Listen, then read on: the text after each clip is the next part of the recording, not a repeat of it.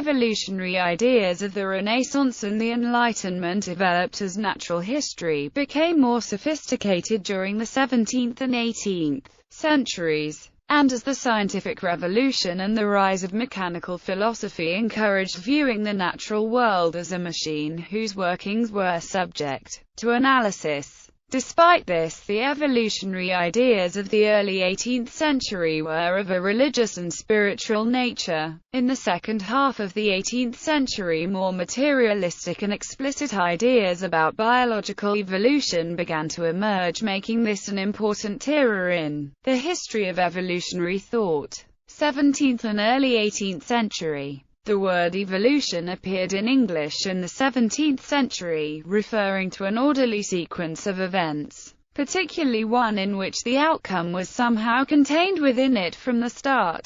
Notably, in 1677 Sir Matthew Hale, attacking the atheistic atomism of Democritus and Epicurus, used the term evolution to describe his opponent's ideas that vibrations and collisions of atoms in the void, without divine intervention, had formed primordial seeds, which were the immediate, primitive, productive principles of men, animals, birds and fishes. For Hale, this mechanism was absurd, because it must have potentially at least the whole system of humane nature, or at least that ideal principle or configuration thereof, in the evolution whereof the complement in formation of the humane nature must consist, and all this drawn from a fortuitous coalition of senseless and dead atoms. While Hale first used the term evolution in arguing against the exact, mechanistic view the word would come to symbolize, he also demonstrates that at least some evolutionist theories explored between 1650 and 1800 postulated that the universe, including life on Earth, had developed mechanically, entirely without divine guidance. Around this time, the mechanical philosophy of Descartes, reinforced by the physics of Galileo and Newton, began to encourage the machine-like view of the universe which would come to characterize the scientific revolution. However, most contemporary theories of evolution, including those developed by the German idealist philosophers Schelling and Hegel, held that evolution was a fundamentally spiritual process,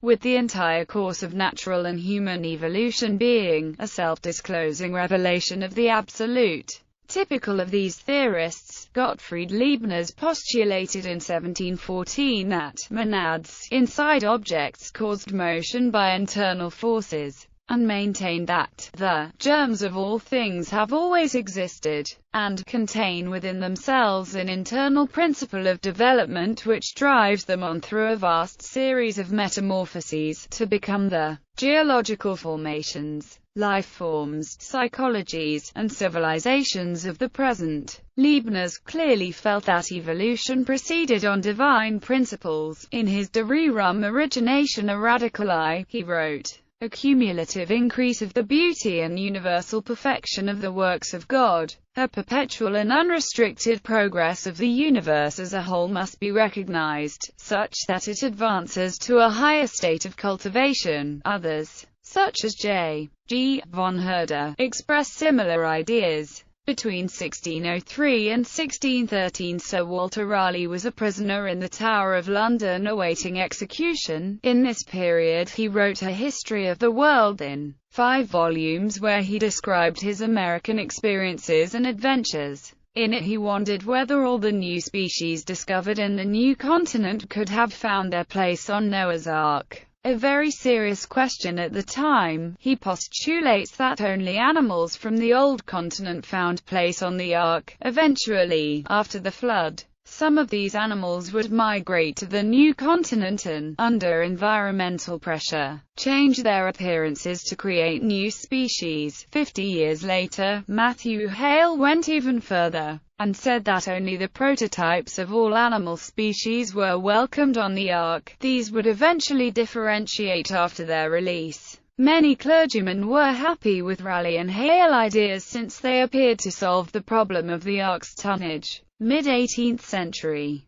In his Venus Physique in 1745, and System of Nature in 1751, Pierre-Louis Maupetit veered toward more materialist ground. He wrote of natural modifications occurring during reproduction and accumulating over the course of many generations, producing races and even new species. He also anticipated in general terms the idea of natural selection. Vague and general ideas of evolution continued to proliferate among the mid-18th century Enlightenment philosophers. G.L.L. Buffon suggested that what most people referred to as species were really just well-marked varieties. He thought that the members of what was then called a genus are all descended from a single, common ancestor. The ancestor of each family had arisen through spontaneous generation. Environmental effects then caused them to diverge into different species. He speculated that the 200 or so species of mammals then known might have descended from as few as 38 original forms. Buffon's concept of evolution was strictly limited. He believed there were internal molds that shaped the spontaneous generation of each family and that the families themselves were eternally distinct. Thus, lions, tigers, leopards, pumas and house cats could all share a common ancestor, but dogs and house cats could not. Although Darwin's foreword to his 6th edition of Origin credited Aristotle with foreshadowing the concept of natural selection, he also wrote that the first author who in modern times has treated it in a scientific spirit was Buffon. Some 18th-century writers speculated about human evolution. John Mitchell, a physician and cartographer, wrote a book in 1744 called An Essay upon the Causes of the Different Colors of People in Different Climates, in which he claimed that the first race on Earth had been a brown and reddish color. He said that an intermediate tawny color found amongst Asiatics and native Amerindians had been the original complexion of mankind, and that others races came about by the original race spending generations in different climates.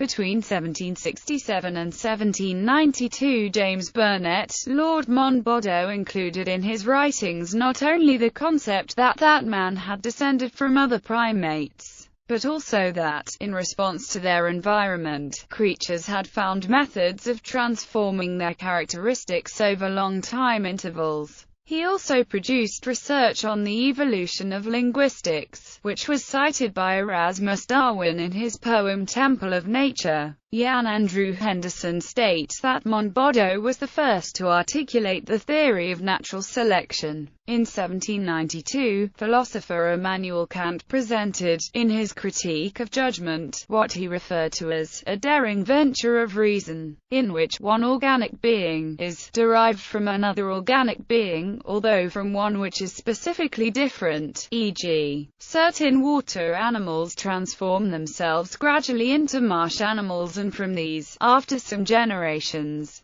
into land animals. Some 20th-century philosophers, such as Eric Voegelin, credit Kant with foreshadowing modern evolutionary theory. In 1796, Erasmus Darwin published Zoonomia, which suggested that all warm-blooded animals have arisen from one living filament, with the power of acquiring new parts, in response to stimuli, with each round of improvements being inherited by successive generations. In his 1802 poem Temple of Nature, he described the rise of life from minute organisms living in the mud to its modern diversity. First forms minute, unseen by spheric glass, move on the mud, or pierce the watery mass. These, as successive generations bloom, new powers acquire and larger limbs assume, whence countless groups of vegetation, spring, and breathing realms of fin and feet and wing.